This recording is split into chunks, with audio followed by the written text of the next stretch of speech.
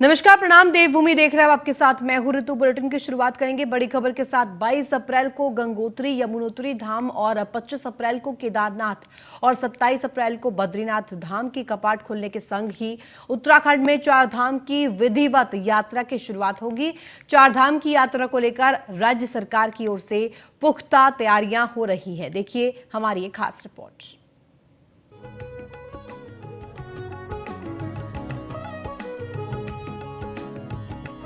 हर हर महादेव से गूंजेगी यात्रा। 22 अप्रैल को गंगोत्री यमुनोत्री धाम के खुलेंगे कपाट। 25 अप्रैल को केदारनाथ के खुलेंगे कपाट। 27 अप्रैल को बद्रीनाथ धाम के खुलेंगे कपाट। चारधाम यात्रा के शुरू होते ही देवभूमि उत्तराखंड की घाटियां और पहाड़ जीवंत हो उठते हैं। चारधाम यात्रा भारत में सबसे लोकप्रिय आध्यात्मिक यात्राओं में से एक है। हजारों लाखों श्रद्धालु अपने आराध्य के दर्शन के लिए दूर दूर से देवभूमि की पवित्र धरती पर कदम रखते हैं। चार धाम का अर्थ है चार आराध्य, और वे हैं यमुनोत्री, गंगोत्री, केदारनाथ और बद्रीनाथ। हर साल वैदिक भजनों, मंत्रों के उच्चारण और हजारों भक्तों की मौजूदगी में मंदिरों के द्वार खुलते हैं, जो अगले 6 महीनों तक भक्तों के लिए खुले रहते हैं। 22 अप्रैल को गंगोत्री यमुनोत्री धाम और 25 अप्रैल को केदारनाथ और 27 अप्रैल को बद्रीनाथ धाम के कपाट खुलने के साथ ही उत्तराखंड में चार धाम की विधिवत यात्रा की शुरुआत होगी। यात्रा को लेकर राज्य सरकार की तरफ से पुख्ता तैयारियां हो रही हैं। इस क्रम में सीएम पुष्कर सिंह धामी ने बैठक को लेकर अधिकारियों को जरूरी दिशा निर्देश जारी किए हैं। सीएम ने कहा कि देवभूमि उत्तराखंड आने वाले सभी श्रद्धालुओं को उत्तराखंड की चार धाम यात्रा में दर्शन करवाए जाएंगे। इस दौरान ऐसे भी श्रद्धालु हैं जो होटल और होम स्टे में ठहरे होंगे, उनकी दर्शन की व्यवस्था भी की जाएगी। विकास कार्यों की समीक्षा के साथ साथ अभी जो चार धाम यात्रा प्रारंभ हो रही है, और चार धाम यात्रा में आने वाले सभी हमारे जो यात्री हैं, श्रद्धालु हैं, क्योंकि उनका एक बड़ा केंद्र हरिद्वार होता है, तो हरिद्वार में सभी प्रकार की व्यवस्थाएं ठीक हों, क्योंकि यात्रा यहीं से प्रारंभ होती है। और मैं कहूँ तो चार धाम यात्रा का एक केंद्र बिंदु भी ये है, तो उन सभी व्यवस्थाओं को देखना है। क्योंकि ऊपर भी कल मैं जोशीमठ में था, वहाँ के लोग यात्रा के लिए तैयार हैं, और बड़ी संख्या में अभी 11 लाख से अधिक लोगों ने अपना रजिस्ट्रेशन भी यहाँ करवा लिया है। और वैसे हमने ये व्यवस्था भी कर दी है, जो चार धाम यात्रा में जाने वाले श्रद्धालु यात्री हैं, जिनका होटल जिनका बुक हो जाएगा, उनको स्वतः ही पंजीकरण मिल जाएगा और उनमें कोई रोक टोक नहीं होगी। वहीं चारधाम यात्रा को लेकर स्वास्थ्य सचिव डॉक्टर आर राजेश कुमार ने बताया कि हम इस बार अपनी तैयारी को बहुत पुख्ता कर रहे हैं। समय समय पर एसओपी जारी करेंगे।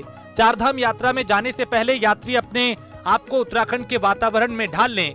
वहीं उन्होंने कहा कि हम श्रद्धालुओं की जाँच करके उन्हें आगे भेजेंगे। सबसे पहली बात तो हम लोग समय समय पे चारधाम यात्रा के दौरान एसओपी जारी करेंगे, और एसओपी में सबसे इम्पोर्टेंट पॉइंट जो हम हाईलाइट करेंगे वो जो आपने कहा एक्लिमेटाइजेशन, कि पहाड़ चढ़ने से पहले अपने आप को प्रॉपरली एक्लिमेटाइज कर लें। इसके अलावा हेल्थ डिपार्टमेंट इस बार पूरे चारधाम रूट में हेल्थ एटीएम्स जो है लगा रहा है, और नीचे जहाँ पे यात्रा शुरू होगी, जो रजिस्ट्रेशन पॉइंट्स हैं, वहाँ पे हम लोग टूरिज्म विभाग के साथ मिलके हम लोग जो हेल्थ पैरामीटर्स हम लोग जो 55 इयर्स से ऊपर हैं, उनसे हम लोग हेल्थ के बारे में जानकारी लेंगे, ताकि उनकी कांस्टेंट हम लोग मॉनिटरिंग कर सकें। सरकार ने चारधाम यात्रा के साथ राज्य के अन्य प्रमुख धार्मिक और पर्यटक स्थलों पर प्रचार प्रसार करना शुरू कर दिया है। इसे लेके पर्यटन, पुलिस और परिवहन विभाग द्वारा विभिन्न स्तरों पे जागरूकता अभियान चलाया जाएगा। चारधाम यात्रा को लेकर क्रैश बैरियर का इंतजाम करने का निर्देश दिया गया है। यात्रा मार्ग पे पार्किंग स्थल की विशेष व्यवस्था की गई है। इसी को देखते हुए डीएम और एसपी उत्तरकाशी यमुनोत्री धाम की यात्रा और सुरक्षा व्यवस्था का जायजा लेने पहुंचे। Bureau report, news 1 India. वह हरिद्वार पहुंचे उत्तराखंड के मुख्यमंत्री पुष्कर सिंह धामी का भल्ला कॉलेज ग्राउंड में बीजेपी कार्यकर्ताओं की ओर से भव्य स्वागत किया गया। बता दें कि सीएम धामी राज्य अतिथि गृह डाम कोठी के विकास कार्यों की समीक्षा बैठक के लिए हरिद्वार पहुंचे। इसके बाद सीएम ने रुड़की रजवाड़ा फार्म हाउस में भारतीय जनता पार्टी किसान मोर्चा की प्रदेश कार्य समिति के समापन सत्र में हिस्सा लिया। की समीक्षा और उनमें तेज़ी आए, चूँकि अप्रैल माह से हमने ये तय किया है कि राज्य सरकार के स्तर पर, राज्य के स्तर पर सभी जो विकास योजनाएं पूरे वर्ष भर के अंदर धरातल पर उतरनी है और उन सब की लगातार समीक्षा भी होनी है। कितना हम लोगों ने टारगेट लिया है, कितना पूरा किया है, तो उसको लेकर जहां 1 अप्रैल को हमने देहरादून में बैठक करी थी और आज ज़िले में हूँ, तो यहाँ भी चूँकि चारधाम यात्रा भी अभी प्रारंभ होने वाली है और चारधाम यात्रा का मुख्य पड़ाव हमारा एक हरिद्वार है। यहाँ से यात्रा प्रारंभ होती है, बड़ी संख्या लोगों की आती है और अभी से लोगों का आना जाना प्रारंभ हो गया है। वहीं कैबिनेट मंत्री गणेश जोशी हरिद्वार पहुंचे, जहां वो देवभूमि पूर्व सैनिक कल्याण समिति हरिद्वार के 9वें वार्षिकोत्सव कार्यक्रम में शामिल हुए। गणेश जोशी ने कहा कि देश की मोदी सरकार और उत्तराखंड की पुष्कर सिंह धामी सरकार पूर्व सैनिकों के लिए अच्छा कार्य कर रही है और लगातार निरंतर इसी तरह से कार्य किए जा रहे हैं। साथ ही कहा कि आज पूर्व सैनिकों के आयोजित कार्यक्रम में प्रतिभाग करने का मुझे मौका मिला। इनका कहना है कि मोदी सरकार और पुष्कर सिंह धामी की सरकार पूर्व सैनिकों के लिए अच्छा कार्य कर रही है। यहाँ के पूर्व सैनिकों द्वारा आयोजित कार्यक्रम में आने का मुझे मौका मिला और हमारी चाहे दिल्ली की नरेंद्र मोदी जी की सरकार हो, चाहे प्रदेश की पुष्कर सिंह धामी सरकार हो, लगातार सैनिकों के कल्याण के लिए काम कर रही है। उत्तराखंड एक सैनिक बहुल क्षेत्र है। देश की सेना का 17.5% की पूर्ति हमारा छोटा सा राज्य करता है। वहीं उत्तराखंड कांग्रेस के प्रदेश अध्यक्ष करण माहरा ने अपने प्रवक्ताओं सहित पदाधिकारियों और कार्यकर्ताओं को मीडिया चैनलों की चर्चाओं और समाचार पत्रों में बयानबाजी से परहेज के निर्देश दिए हैं। कांग्रेस की प्रतिद्वंदी यानी कि भारतीय जनता पार्टी और हिंदू हितैषी संगठनों के नेताओं ने कांग्रेस को खुद सवालों के कटघरे में खड़ा करना शुरू कर दिया है। दरअसल कांग्रेस के प्रदेश अध्यक्ष ने भारतीय जनता पार्टी की सरकार पर तुष्टीकरण का आरोप लगाते हुए कभी लव जिहाद तो कभी लैंड जिहाद के नाम पर सामाजिक बंटवारे का आरोप लगाया है। तो वहीं पत्र के बाद से बीजेपी और हिंदू संगठनों के नेताओं ने कांग्रेस पर जमकर निशाना साधा है। उन्होंने कहा कि पहले से ही बेजवाब और मुद्दाहीन पार्टी करार दे दिया गया है, लेकिन अब ये साबित भी हो चुका है। कांग्रेस ने अपने प्रवक्ताओं को नसीहत दी है या ताकीद किया है कि धर्म से संबंधित विषयों पर ना बोलें। आज तक कांग्रेस का इतिहास रहा है तुष्टीकरण के कारण, मुस्लिम तुष्टीकरण करती आई है कांग्रेस। और सबसे बड़ा उदाहरण तो 1947 में भारत विभाजन है। धर्म के आधार पर कांग्रेस ने तो देश को बांटा था। उस समय भाजपा और संघ कहाँ थे? कांग्रेस के पास ना तो कोई मुद्दा है, ना कोई उनका अपना एक विचार है। उनको हमेशा केवल हिंदू धर्म के खिलाफ रहने की कहीं ना कहीं आवाज उठती रहती है। और जब भी आप देखेंगे कहीं ना कहीं जब भी वो बोलते हैं, अनाप शनाप बोलते हैं। राम जी के बारे में भी उन्होंने उल्टे सीधे बयान दिए थे। सुप्रीम कोर्ट में भी उन्होंने दाखिल किया था ऐसा कुछ। मैंने सुना है कि राम जी को उन्होंने काल्पनिक बताया था। उत्तराखंड में आजकल सरकारी जंगल में बने मज़ारों को लेकर नई सियासत छिड़ी हुई है। एक तरफ सरकार जहां अवैध तरीके से बनी मज़ारों को ध्वस्त करने की बात कर रही है, वहीं मज़ार के साथ धार्मिक स्थलों को लेकर कांग्रेस ने खुद को अलग करने का फैसला किया है। आपको बता दें कि अब कांग्रेस पार्टी के प्रवक्ता मजहब और धार्मिक स्थलों के संबंधित डिबेट में शिरकत नहीं करेंगे। कांग्रेस के प्रदेश अध्यक्ष करण माहरा के निर्देश पर अब कांग्रेस के प्रवक्ता किसी भी तरह से बयान और धार्मिक स्थलों से संबंधित डिबेट में हिस्सा नहीं लेंगे। कांग्रेस की प्रदेश प्रवक्ता गरिमा दसौनी का कहना है कि प्रवक्ताओं को निर्देश दिए गए हैं कि वे किसी तरह की डिबेट में हिस्सा नहीं लेंगे, साथ ही कोई बयानबाजी नहीं करेंगे। किसी तरह का कोई बयान उन्हें नहीं देना है। कांग्रेस मुद्दा विहीन हो चुकी है, कोई मुद्दे उन पे है नहीं।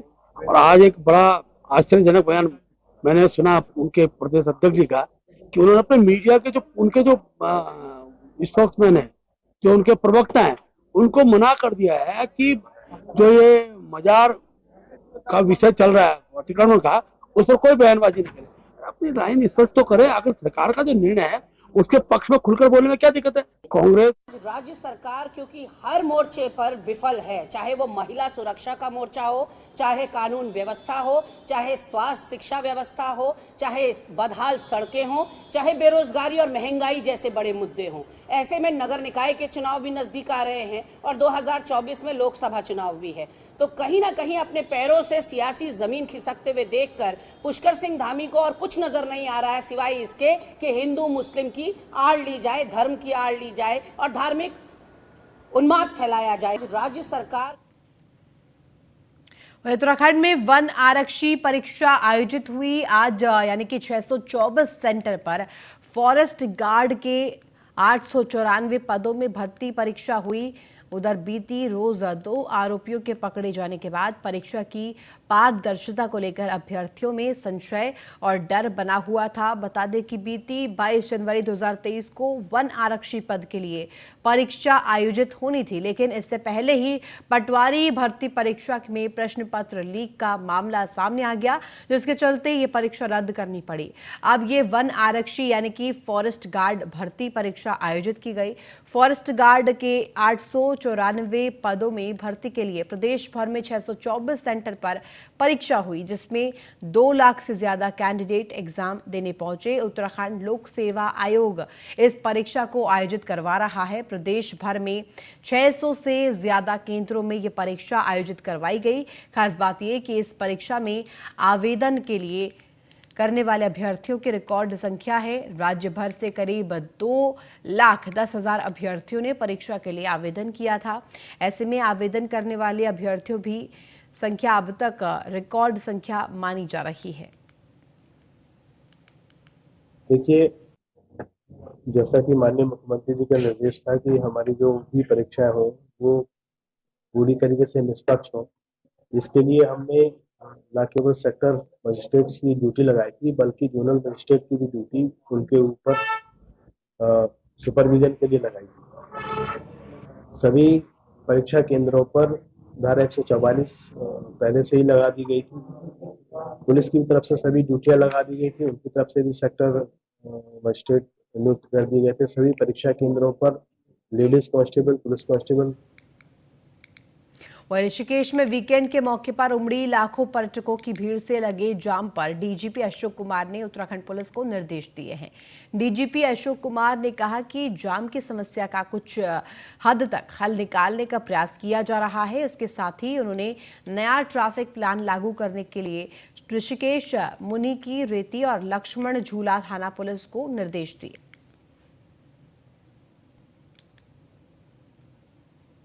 लक्सर में विश्व हिंदू महासंघ संगठन की प्रदेश संयोजक सविता पवार के आवास पर मातृशक्ति सशक्तिकरण के तहत एक विशेष अभियान की शुरुआत की गई। अभियान में कई महिलाओं ने एकजुट होकर हिस्सा लिया और इस दौरान मातृशक्ति के रूप में महिलाओं की ओर से बच्चियों और धार्मिक संस्कृति सहित घरेलू संस्कारों के रूप में जागरूकता दी गई।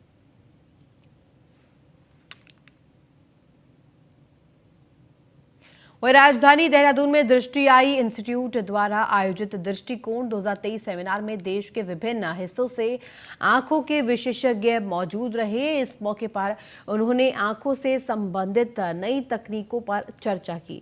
मीडिया के सवालों का जवाब देते हुए दृष्टि इंस्टीट्यूट के निदेशक डॉक्टर गौरव लूथरा ने कहा कि आज के समय में लोगों की दिनचर्या में शारीरिक गतिविधियां बहुत कम हो चुकी है और स्क्रीन टाइम बहुत ज़्यादा बढ़ गया है।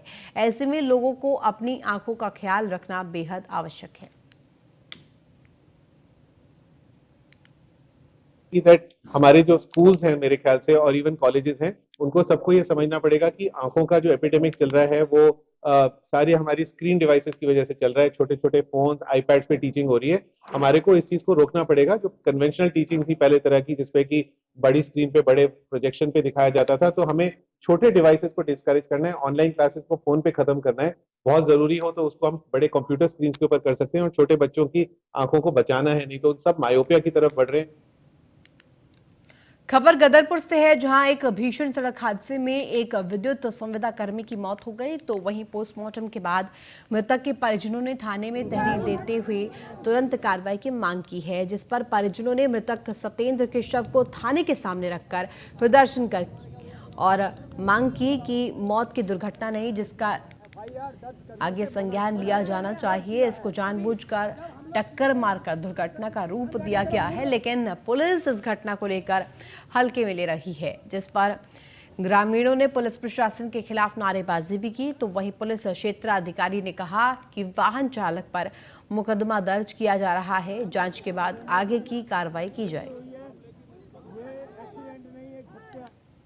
दोपहर में जब आया गया था ना, 2 लोग आए थे हमारे गांव से, फिर एसओ साहब ने सीधे टाल दिया था कि अभी दरोगा जी नहीं है, सिर्फ टालने के मतलब से। अगर वो फोन करते कौन से दरोगा जी नहीं आएंगे, और एसओ साहब फोन करेंगे तो सिर्फ टालने का था।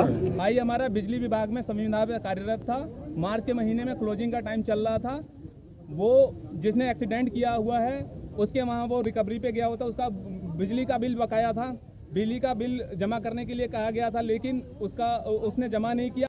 8 बजे के लगभग ये मजरा शिला के आसपास जो है ये घटना घटित हुई थी, जिसमें एक स्कॉर्पियो गाड़ी और ये मोटरसाइकिल के बीच में जो है टक्कर हुई थी, जिसमें मोटरसाइकिल सवार जो व्यक्ति था उसको जो है चोट आई थी, जिसको जो है सरकारी हॉस्पिटल यहाँ से भिजवाया गया 112 के माध्यम से, उसकी डेथ हो गई है। दोपहर में जब आया गया था।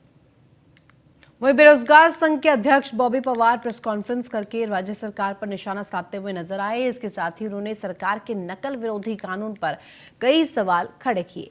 बॉबी पवार ने कहा कि भले ही राज्य सरकार द्वारा ठोस नकल विरोधी कानून लाने की बात कही गई, लेकिन उस पर अमल नहीं किया गया। असल में अमल हुआ ही नहीं। इसके साथ ही बॉबी पवार ने कहा कि आयोग अपनी नियमावली में भटक रही है। आप किसी की जांच नहीं करोगे तो भ्रामक ही लगेंगी। अगर उत्तरकाशी में एक बच्चे ने सील टूटने की जो प्रतिक्रिया दी थी, उस पर उन्होंने मुकदमा दर्ज किया, ना कि उस पर जांच की। आज भी वो जांच रिपोर्ट नहीं आई है, उसमें पता नहीं है कि सील कैसे टूटी है। और आपने पटवारी का रिजल्ट जरूर जारी किया है, परंतु एक आध जगह हो सकता है कि इस प्रकार की चीजें हो, परंतु हर डिस्ट्रिक्ट में ये हो रखा है कि सीटिंग अरेंजमेंट जो है, आपने आगे पीछे के सिलेक्शन बहुत ज्यादा हो रखे। आप किसी की जांच नहीं करोगे तो भ्रामक ही लगेंगी। अगर उत्तरकाशी में एक बच्चे ने सील टूटने की जो प्रतिक्रिया दी थी, उस पर उन्होंने मुकदमा दर्ज किया, ना कि उस पर जांच की। आज भी वो जांच रिपोर्ट नहीं आई है, उसमें पता नहीं है कि सील कैसे टूटी है। और आपने पटवारी का रिजल्ट जरूर जारी किया है, परंतु एक आध जगह हो सकता है कि इस प्रकार की चीजें हो, परंतु हर डिस्ट्रिक्ट में ये हो रखा है कि सीटिंग अरेंजमेंट जो है, आपने आगे पीछे के सिलेक्शन बहुत ज्यादा। खबर देहरादून से है, जहां मुख्यमंत्री पुष्कर सिंह धामी से मुख्यमंत्री आवास पर मुख्यमंत्री कैंप कार्यालय में केंद्रीय सड़क परिवहन राजमार्ग एवं नागर विमानन राज्य मंत्री जनरल डॉक्टर वीके सिंह ने शिष्टाचार मुलाकात की। और इस अवसर पर उन्होंने राज्य से संबंधित कई समसामयिक विषयों पर मुख्यमंत्री पुष्कर सिंह धामी से चर्चा की।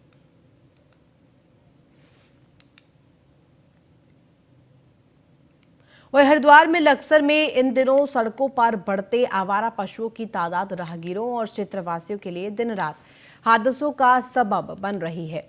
बताते चले कि पिछले लंबे समय से कई हादसे हुए हैं, लेकिन प्रशासनिक स्तर पर कोई स्थायी समाधान नजर नहीं आया है और न ही इससे कोई सबब लेकर आवारा पशुओं और गोवंशों की सुरक्षा और संरक्षा के संबंध में कोई आवश्यक कदम उठाया जा रहा। बताते चले कि उत्तराखंड निर्बल निर्धन विधिक सहायता समिति और कांग्रेस नेता राजेश रस्तोगी लंबे वक्त से गौवंश संरक्षण के उद्देश्य से एक स्थायी गौशाला निर्माण को लेकर लगातार आवाज उठाई जा रही है। और उनके मुताबिक मुख्यमंत्री को एक ज्ञापन के जरिए लक्सर ही नहीं बल्कि हरिद्वार जनपद के अलावा भी समूचे उत्तराखंड में गोवंशों को संरक्षित कर एक स्थान पर चारा और उनके पालन की मांग उठाई गई।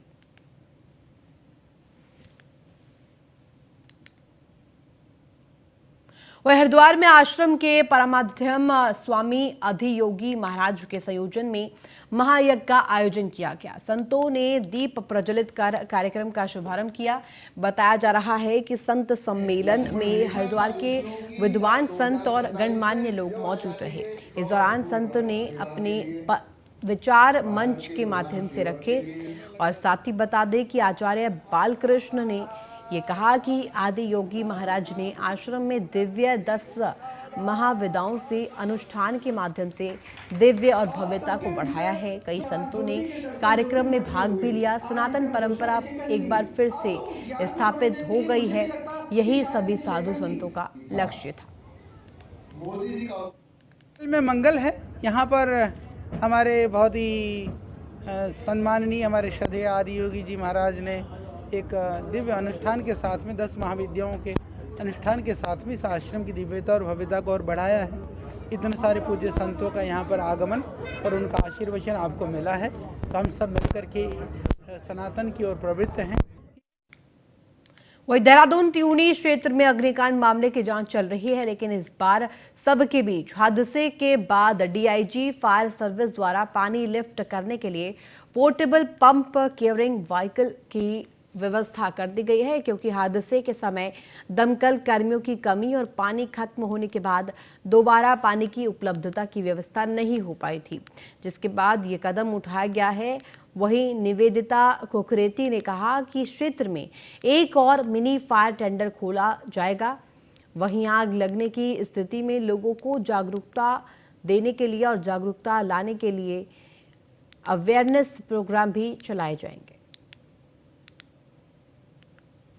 देखिए, जो घटना घटी वो दुखद है। उसमें जो ईश्वर उनकी आत्मा को शांति दे। यहाँ पे जो पर्पस है वो ये देखने का है कि क्या चीज़ है जो इम्प्रूव हो सकती है, किस तरीके से फायर रेस्क्यू को और बेटर किया जा सकता है, और क्या जो कमियां हैं जिसको दूर किया जा सकता है। तो उस संदर्भ में अभी तक जो संज्ञान में आया है उसमें ऑलरेडी काम करते हुए यहाँ पर एक मिनी फायर टेंडर और प्लेस कर दिया गया है। साथ ही एक पंप यूनिट भी यहाँ पे प्लेस कर दी गई है, और इसके साथ साथ एक और हम लोगों ने सभी फायर जो कर्मचारी हैं यहाँ पर उनको और साथ में लोकल थाने के साथ मिलकर एक अभियान हम लोग चलाएंगे, जिसमें कि हर महीने एक मॉक ड्रिल कंडक्ट की जाए और साथ ही साथ अवेयरनेस कैंपेन, जिससे लोगों को ये आइडिया हो कि गैस सिलेंडर की आग को कैसे रोका जा सकता है, इलेक्ट्रिसिटी से अगर आग लगे तो उसको कैसे रोका जा सकता है। क्योंकि ये सारी चीज़ें अगर हमें आइडिया हो तो इनको जो है आप अपने आप ही रोक सकते हैं। देखिए, जो ऋषिकेश में राफ्टिंग गाइड की लापरवाही से पर्यटक गंगा में डूबा, जिसके कारण 2 राफ्टिंग गाइड और 2 राफ्टिंग संचालकों के खिलाफ मुनिकीरेती थाने में मुकदमा दर्ज हुआ है। बता दें कि पर्यटक विकास कुमार की लिखित तहरीर पर राफ्टिंग गाइड पर ये गंभीर आरोप लगाए गए हैं। वहीं पर्यटक विकास ने कहा कि एडवेंचर के नाम पर गंगा में राफ्टिंग कराने वाली कंपनी पर्यटकों की जान के साथ खिलवाड़ कर रही है। बताया जा रहा है कि राजस्थान से अपने दोस्तों के साथ राफ्टिंग के लिए विकास आए थे।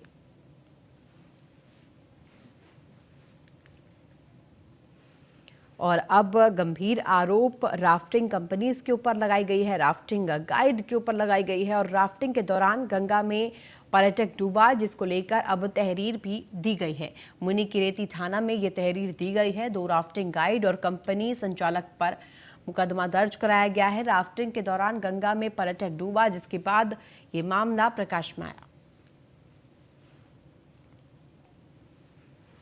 ऋषिकेश से ये प्रकरण, जहां राफ्टिंग के दौरान गंगा में पर्यटक डूबा और ये पूरा मामला सामने आया।